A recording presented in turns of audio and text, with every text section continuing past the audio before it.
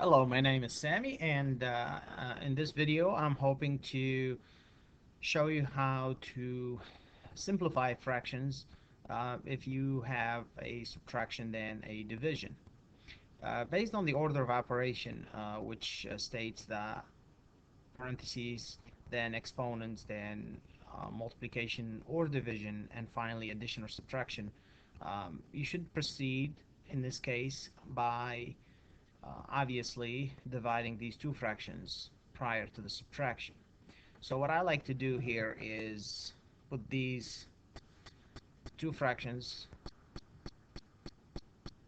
together, since that's the first task that I need to accomplish, and then go back and do the subtraction. So obviously this is going to remain 3 and 1/4 minus. And you do realize that when you divide fractions, you flip the second one and then multiply straight across. But before you do that, what we have here is a mixed number which we would like to change into an improper fraction. So obviously 2 and 2/3 changes into 2 times 3, which is 6, plus 2, which is 8/3. So the denominator remains the same, but in order for you to change this into a improper fraction, you have to multiply the whole number by the denominator, add the numerator, and then divide by 3. So let's just say this is going to be 8 over 3 divided by 8 over 9. And again, for consistency, we're going to go ahead and put this in parentheses as well.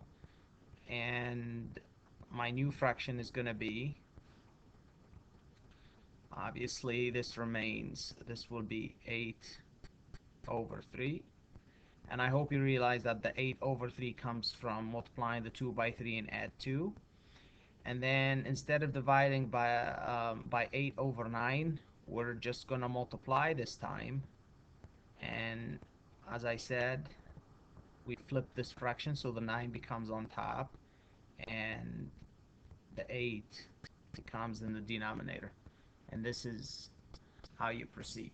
So you want to work this fraction first. So when I multiply 8 times 9 and 3 times 8, I might end up with a slightly large number, 72 over 24. But before doing so, I could cross cancel. I hope you remember that cross canceling fractions help you in the multiplication process. So I can cross out the 8, cross out the 8, this becomes a 1, and this becomes a 1. What that means is 8 goes into itself one time, 8 goes into itself one time, and I end up with 1 over 1. Likewise, I look here and I have a 3 and I have a 9. So I can cross out the 3 because it goes into itself once, and I can cross out the 9, and 3 goes into 9 3 times.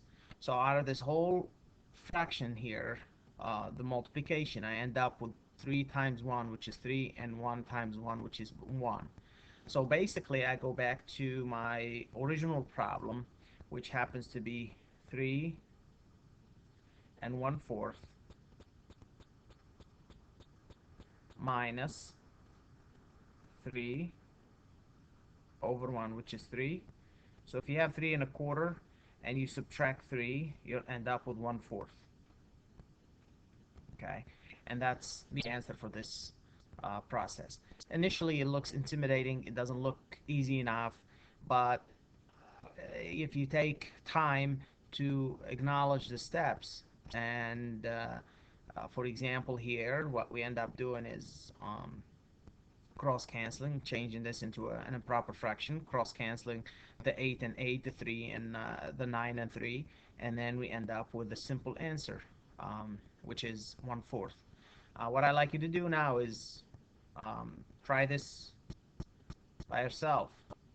5 and 2/7 minus 4 and 1/5 divided by 13 over 15. Okay, so see if you can solve that.